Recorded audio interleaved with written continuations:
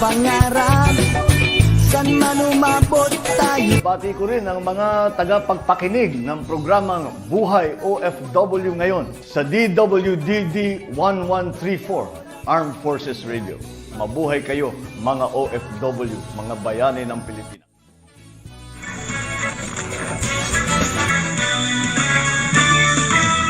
Okay, magandang buhay, Luzon, Visayas, Mindanao. Narito naman po tayo sa programang Buhay OFW ngayon, Bantay at Kasangga. And of course, Siyensya at Teknolohiya. Okay, mukhang umanga tayo. Thank you, internet connection. Tayo po'y naka-post, pero naririnig naman yung ating boses, di ba? Okay, at syempre po, tayo po'y napapakinggan sa DWWD Armed Forces Radio, ang boses ng Kawal Pilipino, at ang ating po mga OFW sa apat na sulok ng mundo. At syempre po, ito ang Bantay at Kasangga at mga chapter. Hindi na po natin sila isa-isa, yung dami po nila eh. Pero congratulations sa Bantay at Kasangga Qatar chapter. Okay, at syempre papakinggan po natin bago tayo magsimula at bago natin pakilala yung ating mga kasama, pabatiin muna natin ang ating partner, syempre po ang founder ng Bantay at Kasangga, wala ba kundi si founder Albert Guanzon. Yes, magandang araw po sa inyo mga kataray, lalo-lalo na po sa ating kasamahan na si Sir Jun. Sir Jun Sinyo, na kung saan ay mapalad tayo dahil sinamahan na naman tayo araw na to. At nasa po batiin ng mga ating mga taga-subaybay, lalo na po ang process natin na nagmamahal sa ating mga Pilipino. Magandang hapon po sa inyo. Okay, at syempre po ang ating kasama ngayon na magbibigay ng magandang future sa ating mga OFW. Sabi nga, uwi ka na. Bakit kaya? Pero pasensya muna po kayo at ang aking screen ay medyo nagtatutulog. Salamat po sa aming internet connection. Pero at least naririnig yung boses ko. Ayan, I'm back. Okay. Siyempre mapakilala na po natin ang my business. Ay, my saving. Ay, my receipt is my business. Ayan. Walang iba kundi si Brother Jun Sonyo from California. Hello, Brother Jun. Hello. Kumusta po kayo dyan? Kumusta kay Chairman Albert? Salamat sa good evening dito sa amin ngayon. Ayan. Good evening pala ngayon sa Amerika. Tayo naman ay good afternoon. Pero mukhang bagong gising lang ang ating kaibigan sa Amerika. Anyway, ayan. Meron tayong kinasasabikan na mangyari sa susunod na buwan. At bago niyo po marinig yung aming pong paliwanag tungkol dito sa ating resibo, sa pamamagitan po ng resibo, pwede po kayong yumaman. Hindi po imposible. Pero bago lahat, panoorin niyo muna po ang video ni isa pong sikat na artista. Sige po, panoorin niyo na po. Magandang araw sa inyong lahat, lalo na sa mga miyembro ng Bantay at Kasangga ng mga OFW sa buong mundo. Gusto kong ipaalam sa inyo na sa darating na Marso, maaari na tayong magsimula ng isang malaking proyektong pang-ekonomiya para sa ating mga kapwa OFW sa buong mundo. Ito ay ang Bika Savings. Ito ay isang paraan ng pag-iimpok na nag-uugat sa ating mga gastos sa pamamagitan ng pagkolekta ng mga resibo. Opo, tuwing kayo ay mamimili, kailangan lang humingi ng resibo mula sa tindahan, kuhanan ito ng larawan at ipadala sa sistema. Dito na magsisimula ang pagkakataon na magkaroon ng cash savings. Kapanapanabik ito, kaya abangan natin. Ayan, palakpakan natin. Sino kaya ito? Hindi magpapakita. Ayaw magpakita, madaya Thank you so much po dun sa gumawa po ng artificial intelligence. Okay siya, ang galing ha. Okay, yan, napakinggan niyo po yung pong message po ng isang binibini na wag na natin pakilala kung sino. Siguro magtataka kayo kasi sabi nga launching na po sa susunod na buwan. Pero kaya nga po narito ngayon ang ating pong California friend, no? From California. And of course, long friend ko na po ito. Hindi po siya bago sa atin. At siyempre, ang ating founder ng BK, sila po yung magpapaliwanag po kung ano itong sinasabing resibo. Dahil lang sa resibo, posible na ikaw ay yumaman. Hindi man yumaman, sumarap ang buhay. Ayan. Okay, siguro pakinggan muna natin ang ating Kajun Sonyo tungkol po dito. Di magandang araw at binabati muna natin po ang mga taga-Armed Forces of the Philippines dito sa station ng DWDD at ganoon din po kay Chairman Albert at siyempre sa inyong host. At huwag ninyong kalimutan na panoorin yung avatar natin na ginawa tungkol sa resibo. Magugulat kayo doon sa kung sino yung nagsasalita na yon. Ayan. So, salamat sa time na pinagkaloob ninyo muli sa amin, lalo sa akin dito. So, ano bang pinaka-main topic natin, Ma'am Terry? Tungkol Yes. sa ating gagawin. Okay, of course, yung ating mensahe parang nagbibigay talaga ng pag-asa no? Lalo na po sa ating mga kababayan na matagal na sa ibang bansa, 'di ba? Pero hanggang ngayon ganun pa rin yung buhay nila. 'Di ba kailangan magkaroon na ng pagbabago. Pero bago ang lahat, syempre kuhanan muna natin ng kanyang statement o mensahe si founder ng Bantay at Kasangga to Kasi yung ating mensahe nakalagay doon BK Savings. So, alamin natin kay Founder Albert bakit BK Savings. Okay, magandang hapon ulit Katere at sa ating taga-subaybay. Siguro yung savings na yan para clear sa lahat, maya-maya po ay maganda talaga pag si Sergio makapagpaliwanag dahil po ay para clear ang lahat. Ito po malaking bagay po sa ating mga, hindi na po sa ating mga member ng Bantay at Kasangga ng Tabagyo sa global kung saan ay pati yung mga OFW, mga families nila, OFW families na makinabang talaga dito. Ito po yung unang makinabang maliban sa ating mga members kung saan ay matagal na po talaga nating inaasam-asam na magkakaroon tayo ng programan katulad nito dahil na ay isa sa programa natin yung programa natin na magkakaroon ng hanap buhay ang ating mga members ay ito na po ang isa sa programa na kung saan napakaganda po na wala pong ganong kumbaga hindi kahaso sa buhay Katari dahil nga ay sa pamagitan ng panibagong teknolohiya ay ilang percent na lang yung gagalaw nito.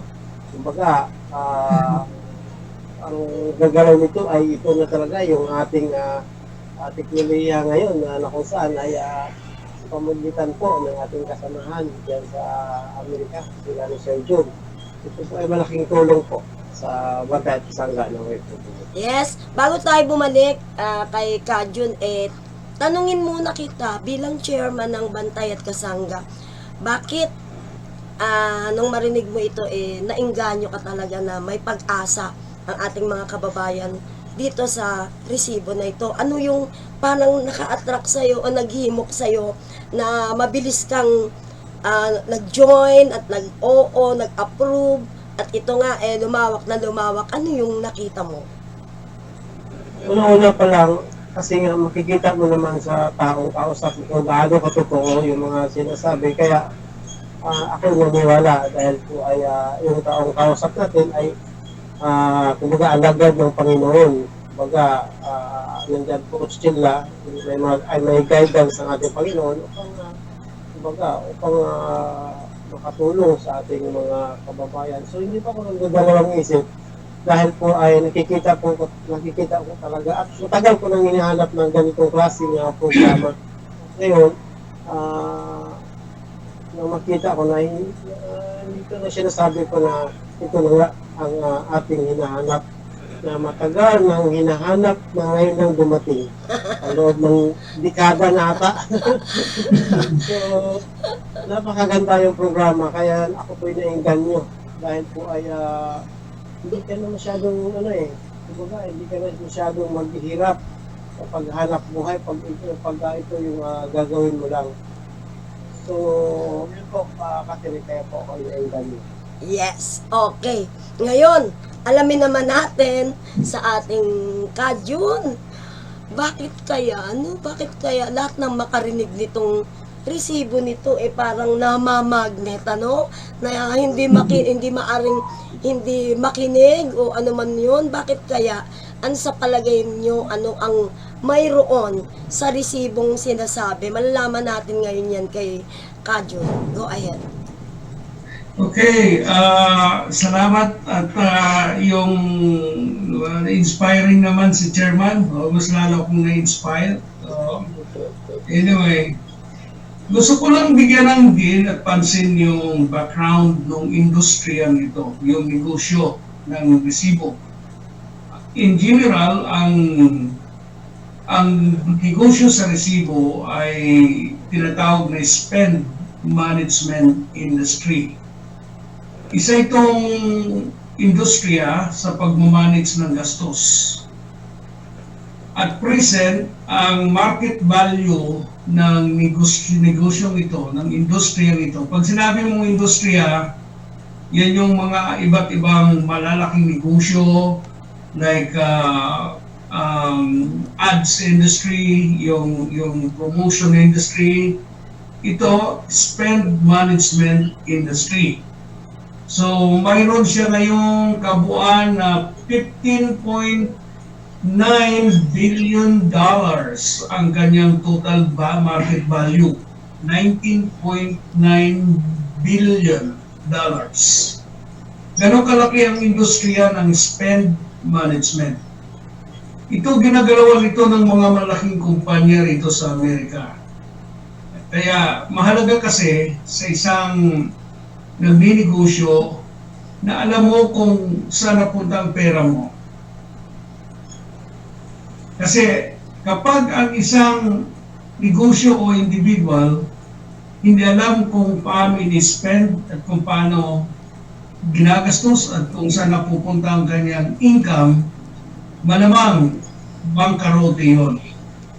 So mahalaga sa maintindihan natin lahat na yung resibo ay bahagi siya ng industriya ng spend management industry. At bago sa Pilipinas, kasi saan ka nakakita nga naman, i-manage mo lang yung resibo mo, i-keep mo yan, picturean mo lang yan, at i-keep mo yan, at doon magsisimula ang iyong savings. Parang no-brainer, parang napakadaling gawin. Pero dapat natin pong magawaan din na ang trabaho ng artificial intelligence ngayon ay para madaliin at gawing madali lahat. Huwag nang pahirapan ang buhay. Ika nga. Itong ating gagawing kabuhayan, ang mangyayari nito, 90% ng activity, yung work to do ng isang tao, ay artificial intelligence ang gagawa. Ngayon, pag tinanong natin, ano ba yung AI? Ano ba yan? Napakaraming issue ngayon about AI. To simplify, the AI is a machine. Is a machine siya. Is a cellphone. Matagal na yung AI actually sa atin.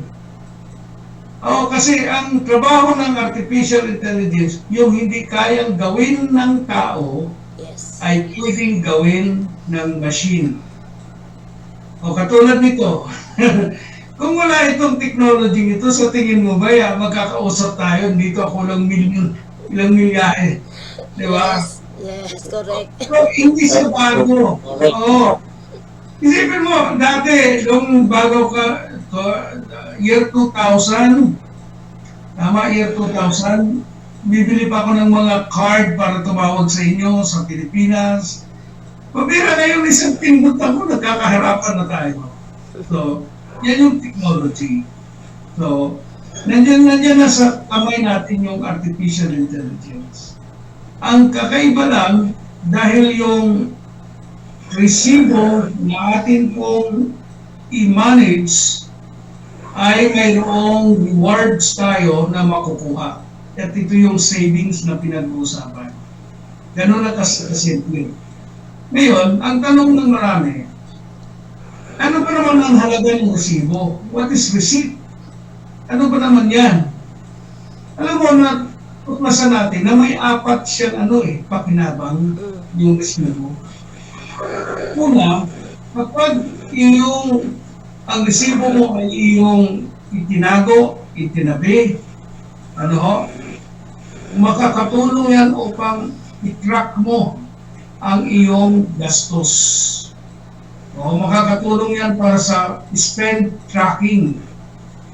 Pangalawa, na pakinabang ng resibo ay tinatawag na legal documents.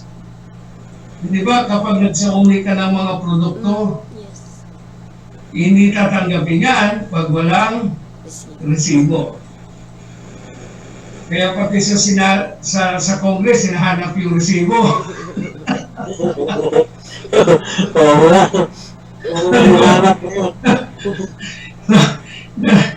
Maraming mga transaction na legal na transaction na kapag walang resibo, magkakaproblema. Dahil ang resibo is a proof of legal na transaction. So, kailangan i-keep mo yan. Kailangan itago mo yan. Ang pangatlong pakinabang niya, kaya siguro talagang mahalaga, Ma'am Terry, yung i-explain na mabuti why receipt is so important. Kasi, makaisipin na natin lahat na, resibo lang yan, may mahalaga ito, may value. So, katulad yan, ang pangatlong pakinabang ng resibo sa taxation. Yan. Kapag nagbayad ka ng tax, hahanapin sa iyo ng biyaya ang resibo. Eh kung hindi mo itinago yun, di ba? Kung wala kang tracking, dito sa Amerika, sobrang mahalaga sa amin yan. Yung mga resibo rito ng mga tao nakalagay sa basket.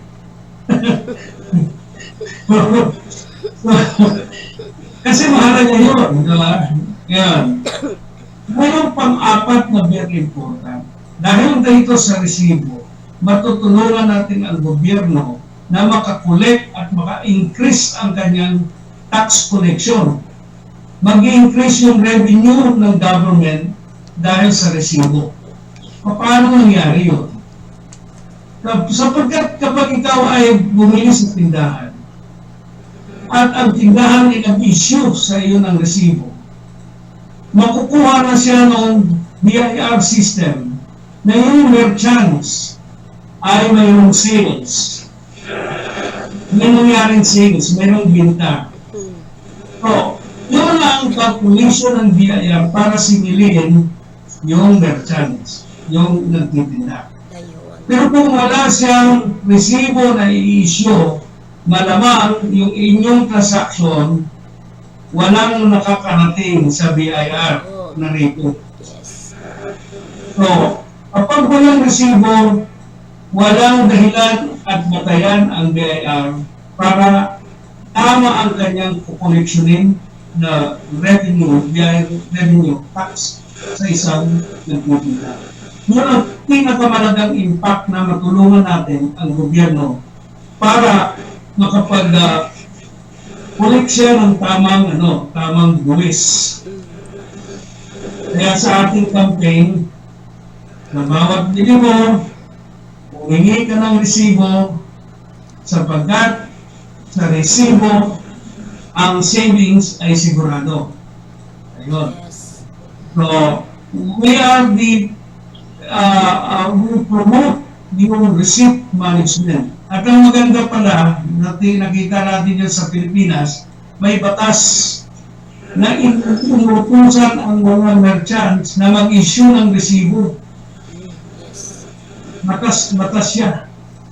Ang problema, tayo naman mga namimili, baliwala lang, hindi natin pinapabayaan lang. Palagay ko ngayon hindi na, dahil may savings eh. May kapalit. Magkapalit. Oo, balik. Now, ang pagtatagalan nyo, paano nagde-develop yung savings noon? Paano nagkakaroon ng pera, nagkakaroon ng sinasabing savings? Yun ang mga abangan natin ng mga informasyon sa pag-start natin by March. Kasi napaka-exciting ito. Sa totoo lang, the first and the number one ito ngayon, small business sa buong mundo. Wala pang gumagawa ng ganito.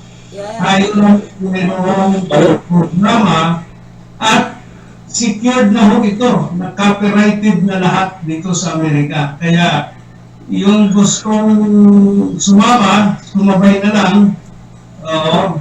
mabait naman kami nila chairman para tulungan sila, di ba? Pero huwag nilang i-attempt na gumaya. Kasi secured na yung system natin. Now, bakit namin naisip ang pinakamadaling paraan ng savings? Ay napakahirap talaga sa Pilipino magkaroon ng savings. Di ba?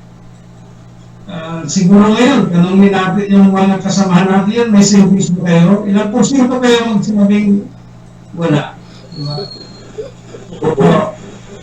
Dahil dito sa savings, magkakaroon ng savings ang lahat ng Pilipino.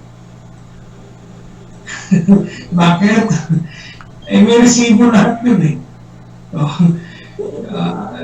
Kapag nagsimula siyang gumastos, simula siyang namili, kasali na siya sa ating programa.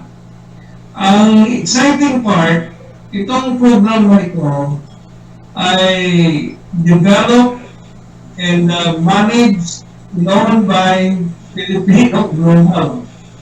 Kaya nga, napakaganda itong design sa mga overseas Filipino natin at yung BK natin, global, ay masabi natin ito yung proponent ng programang ito among the overseas Filipino. Kaya yung mga kasamahan sa BK, tune in lang kayo ngayong darating na March kasi marami ho itong mangyayari. At excited tayo lahat, kahit dito sa Amerika, nila nabuksan na raw dito, hindi, ako gusto ko sa Pilipinas magsimula. Yan po ang ating background ng ating training sa resibo. Sir Joe, napagandaan ito, OFW ang initiative, naging initiative. Yan. Yes, kaya talagang kailangan pagtinikin tayo ng mga OFW natin. Tayo ngayong nag-finish nito. Tayo nagsimula. Yeah, nagsimula. Kaya tama si Sir Jun, tutunan po kayo mga kabakas at lalo-lalo na po yung mga pamilya ninyo dahil ay nawarga na tayo. Ito na yung ating iniintay. Ngayong March. Yes. Yes, Yung ano ba, yung launching, ano bang inaasahan ng ating mga OFW na matutunghayan doon? Una, yung mga pag-start sa registration, kung paano ang information tungkol talaga doon kasi puro videos ang kanilang mapapanood. maraming avatar na papasok doon na mag-explain about the project. So, kapag nag-registered na sila at nag-start na silang mag-process ng resibo, doon sa system back office nila, mamomonitor na nila doon kung magkaano at papaano ang savings. Bigyan ko na lang muna kayo ng pinaka-overview. So, kapag kayo ay nakarehistro na, meaning may registered na kayo sa apps, sa account, naka-apps kung lahat yan, nag-rate na kayo, good na kayo sa lahat ng mga registration, at magsimula na kayong mag-picture ng inyong mga resibo at ipadala lang sa system. Ganun ang kasimple. At i-type lang ninyo yung amount ng resibo. Halimbawa, ang resibo mo nakuha ngayon ay 1,000 pesos. Doon sa apps mo, buksan mo lang yun, ipasok mo yung amount, type mo yung amount ng 1,000 pesos, at picturean mo yung resibo at ipadala. Pag-click mo doon, makikita mo na magkaroon ka ng credit points. Doon magsimula yung savings sa credit points. Sa 1,000 na amount ng resibo, ay mayroon pa doong 100 na credit point. 100 Credit points, okay? Oo. Ang pangalan niya, credit points. So, kapag meron kang 10,000 na resibo, ilan yun? 1,000. 1,000. 1,000 credit points. Okay? So, anong mangyayari sa credit points? Ang credit points na yan ay pupunta yan sa global points. Okay. Global. So, from credit points, mapupunta na siya sa global credit point. Global points, ang pangalan niya global points. Doon din sa cellphone ninyo, makikita ninyo yung global points ninyo. Pag nasa global points na ninyo, ang inyong points sa system, global points ang pangalan, mayroon doon bintahan, ibibinta ninyo yon. Click ninyo, makikita nyo yung price today doon sa cellphone. Yung equivalent ng points. Yung magiging value pag bininta mo. Okay. Halimbawa, may 1,000 na global points ka. So, global galing sa credit, papuntang global. Okay. No? At nakita mo ang halaga ngayon ay 10 centavos in dollar. So pag bininta mo yon, mayroon kang $100. $100. Kasi 1,000 yung global points mo di ba? 1,000. Okay. Ay 10 centavos ang mga global points. So mayroon kang $100 doon sa binta ng iyong global points. Binibinta mo ang global points. Okay. Ano ba yan? May limit? Yung pag i-input ng ng resibo, may limit ba yan? Hanggang magkano? Kung ano yung laman ng resibo mo, Tuloy-tuloy. halimbawa, mamaya may resibo ko ulit, di ba, namili ka, di ba? Ganun lang yun, kasimple.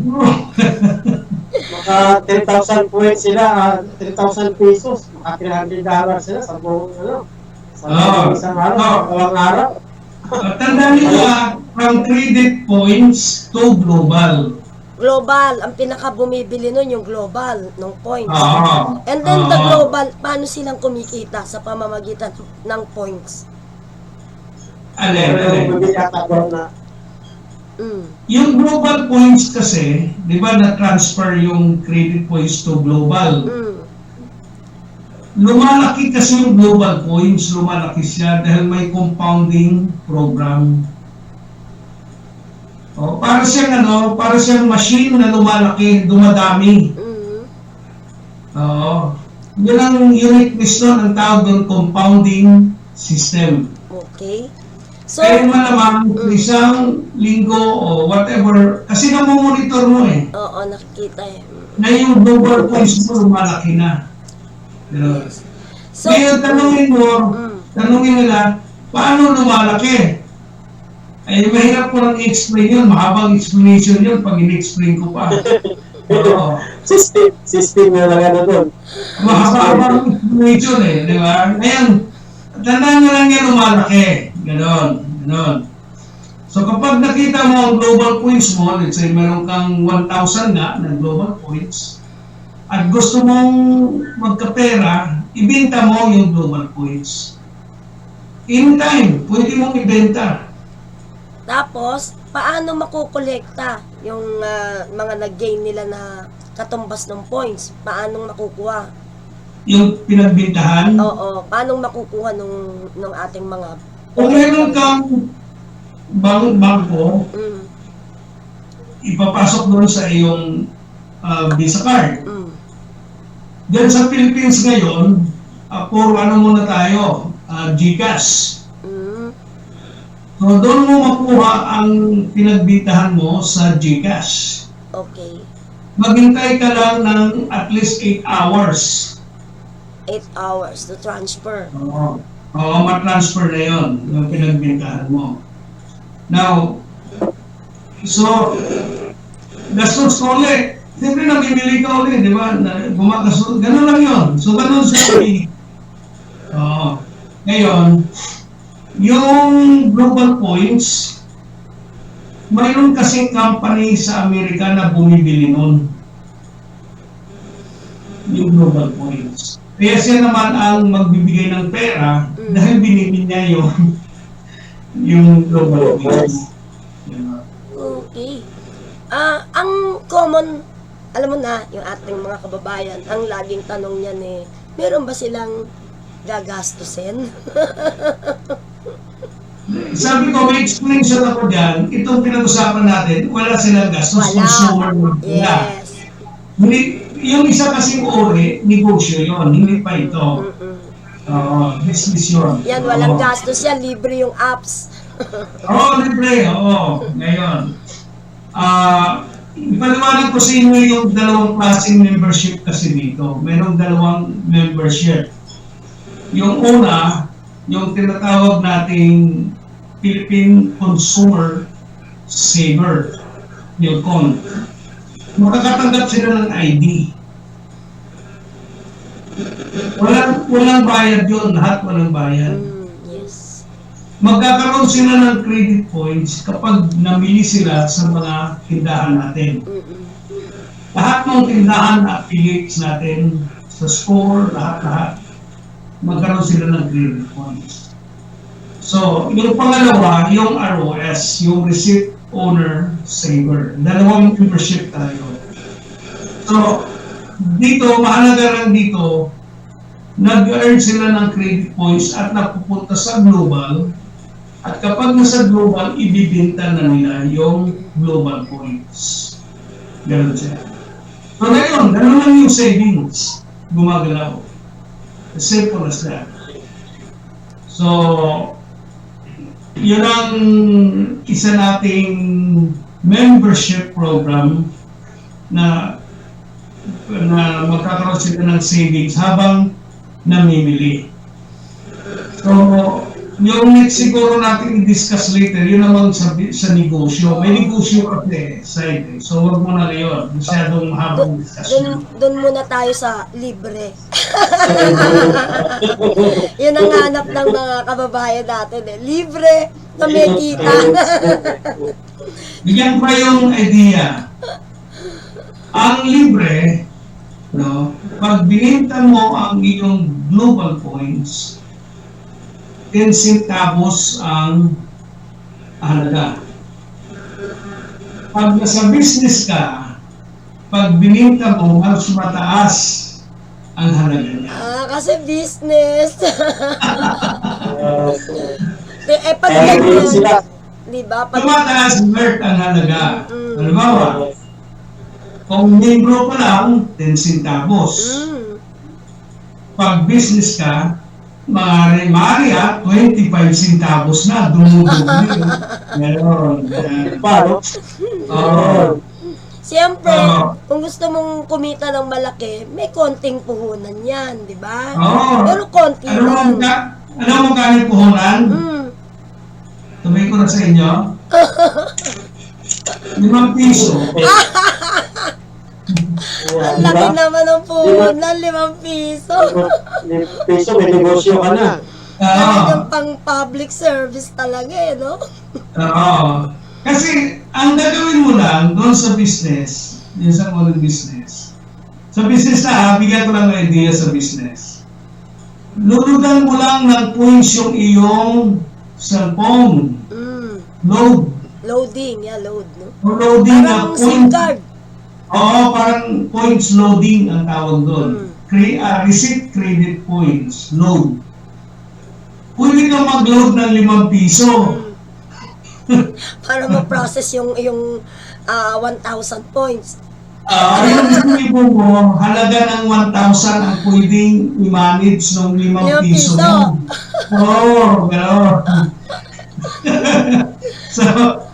So, kung gusto mong marami, sa business na to sa business na. Yes. Kung gusto mong marami, ay bili ka lang ng credit points, tawag doon, ng receipt points pala, receipt points. Ano mayroon kang, kasi per 1,000 na resibo, 5 pesos lang. 5 pesos lang. Oo. So kung 2,000, 10 ang pesos. kayang i-manage mo, 10 pesos lang. Pambili mo lang ng ano yun ng candy. Banana Q, di ba? Hindi, mahal nga yung banana Q eh. Oo, mahal na banana. Candy lang. Sir John, nakipicture ko na yung yung Pilipinas sa ganitong ori ng natin. Ito na talaga kasagutan.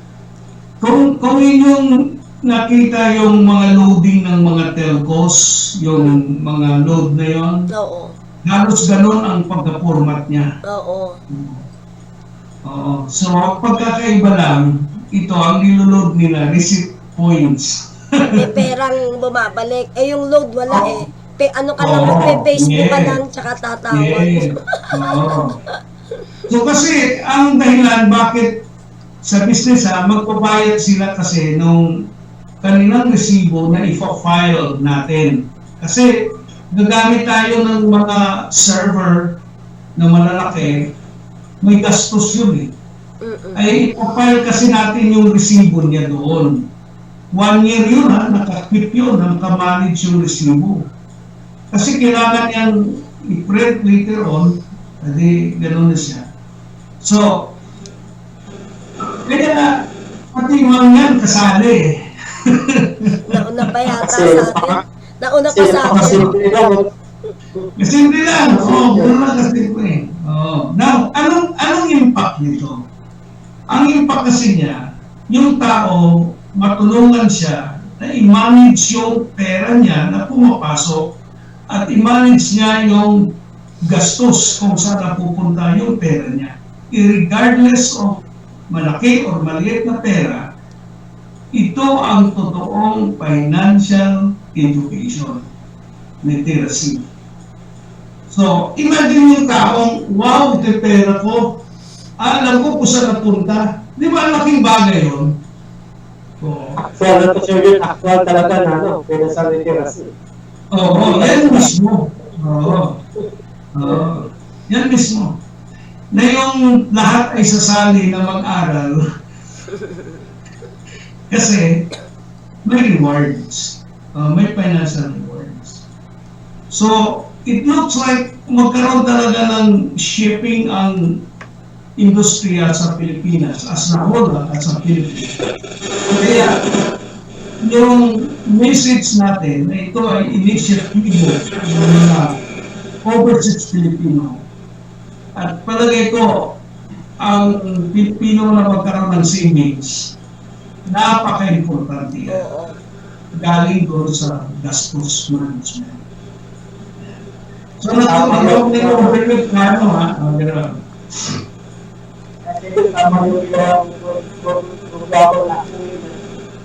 Ngayon, ang tanong nila dyan, yung bumibili, bakit niya binibili yung global coins? Oo, yun nga, yun ang maraming tanong. Paano siyang kumikita? Kasi binibinta niya. Saan? Binibinta niya ang naging reward points ng mga company. Di ba yung mga company may mga reward points sila? Binibili doon yun. Oh, yung global points natin naging reward points. Na-convert sa naging reward points at ginagamit ng mga supermarket para pang-promote yun sa produkto nila. Ginagawa nilang loyalty reward. So, kung kayo pansin mo yung points para sa produkto. Pinagpapasahan, may bumibili. Yun, okay yun. So, yun, station, kaya, hindi ka kami nagdawin Oo, hindi lang, lahat talaga. mga sigawan natin. Oo, yun. Anong, may tanong tayo, ano-ano bang klaseng resibo ang kailangan? Actually, ang program ay tinatawag na spend management. Ibig sabihin, gastos mo, kapag bumili ka, walang resibo, kahit amount, hindi mo ipasok, yung amount ng binili mo. Ang resibo ay secondary records lang yun. Halimbawa, sumakay ka sa tricycle, 20 pesos. Oo, Wala namang resibo yun. oo. Pero gusto mong i-record yung iyong gastos. Halimbawa, namasahe ka sa jeep, o bumili ka dyan ng, dyan sa mga vendor. Wala namang mga resibo doon. So, mahalaga doon, ikaw ay i-record mo lang yung amount na iyong ginastos. Sunod-good tayo ron. Pero doon sa mga tindahan na sigurado tayong may mga resibo na original, hindi mo yun. Hindi mo. Oo. Pero kung alam mo naman na walang resibo yun, naglulukuhan tayo pag hiningi mo. Bibili ka ng saging dyan sa tumpok-tumpok. Sabi mo, ganyan, resibo. You know. Kahit susulat lang. Sulat na bro, tapos ipasok mo sa apps mo. Eh, paano yun kung gagawa lang, kunwari? Gagawa, hindi po yung may load eh. Ha? May load. Yung kanyang cellphone may load. Alam mo, may load ka ng 1,000. No? Tapos, ang kaya na ng system na i-process, hahawa na ikaw mo din ay 1,000 lang din. Okay. Kasi lunudan mo eh. Lunudan mo yung system niya, yung cellphone mo. Kapag walang load, hindi siya magpapagsyon. Eh, yung mga bills. Kasama yun. Lahat nga eh. Pati pala mga bills, ano pa ba yung mga natin, mga resibo natin? Basta lahat ng pinaggastusan. Ayos yan Lahat, pati pampaano yan pampaganda. Lahat nga eh. May After the break, ano nga,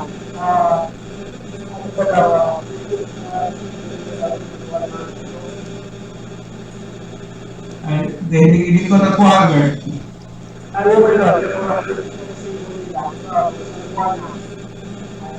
Mihina boses mo Mihina. Yan. Yes. Yung may mga katanungan kasi na 1 month ago na resibo, pwede ko i-upload or Oo. yung Siguro para standard tayo, ito na lang muna yung current pag nag-start tayo ngayong Marso. yes. Oo. So yung last year hindi na pwede, 2023. Huwag na muna para current. Kasi- Diba? Oo. Kasi, oo nga, kasi nag-start ko nga, ano. So, Sayang. sa March. Sayang, Nag-start ko lang sa March. sayang yung sinyapping ko sa Japan. Pwede ba yun? Sa ibang bansa, pwedeng resibo? Kasi sayang yung 1,000 lapad na pinangbili ko. Di ba, marami ka pa naman ginawa. I mean, Magsasabi ka pa naman ulit eh. sabi nga, hindi tayo titigil Mura lang yun. 1,000 lapad, mura lang sa pesos yun eh. Oo. So, yung upa sa bahay, Ayun. sa kuryente, Talaga, pati sa bahay. sa mga lahat nga ng gastos eh. Halimbawa, Hospital. Ayun. basta lahat. Sa OFW, Chairman, yung mga pinapadala nila ng pera, Remittance. pwede yun. Tapos, halimbawa, nagpapagawa sila ng bahay dito sa Pilipinas. Pagpapadala nila ng pera, may points yun. Pag binili pa ng materialis ng bahay, another points yun. Kasi parang secondary spending yun. Sayang. Pwede yun. Sayang yung last year. Pero bawi-bawi yung ginastos niya, no? Bawi-bawi yung ginastos niya. Sa bawi. Oo. Diba? Yung last year na ginastos. Galing system. Kaya design talaga ito sa OFWs natin. Oo. Halimbawa, nagpapadala doon kay Mister. Di ba? May point si Mrs. na nagpadala. Si Mister ngayon, nasa kanya na yung pera, right? Ngayon, sikat si Mister, nagpainom. Oo, bumili ng mga, sikat eh. Nagpainom ng barkada. Yan, di ba? Kahit yun, basta ni-record ni Mister yung pinambili ng beer o ano pa. Okay, meron tayong May komisyon. Oo. Okay, meron tayong 11 minutes. Nag-ano ang ating Google Meet. Anyway, sa 11 minutes siguro yung final message ni Kajun sa ating mga nakikinig, mga followers and viewers. Mahaba ba yan? Exciting part kasi tayong mga OFWs, nakadevelop tayo ng programa para sa ating pamilya at sa buong community at may impact siya sa buong bansa. So, malamang kapag nakita natin yung progress sa Philippines at may chance ng umuwi na sila, di ba? Ano ba, kumikita na sila rito. Na yung kinikita naman nila sa abroad ay kinikita rin sa Pilipinas. Eh bakit pa nga naman aalis yan? Diba? Kaya yung exciting part na to dahil yan yung power ng technology na mayroon tayo ngayon. So, siguro isa lang sa masaya tayo dahil pinahit natin yung tamang programa para lang doon sa kapakanan din natin lahat. Yes, wow! Palakpakan natin ang ating kapatid na si June from California. Sa wakas. And of course, ang ating partner, founder Albert Bonson. Alam ko, excited ito eh. Yung business side, napakagandang negosyo nito. No? Kaya huwag lang muna nating discuss dito ngayon. Oo nga, yun muna tayo sa ano. Portion siya. Oo, iba ng Excited lahat ito. Kasi siyempre ibang level yun. Ibang level ng kita pagdating sa negosyo. Yung ngayon. Ayan. Okay, yes, Chairman. Ano Yes, yung final message? ako, very loud and clear ang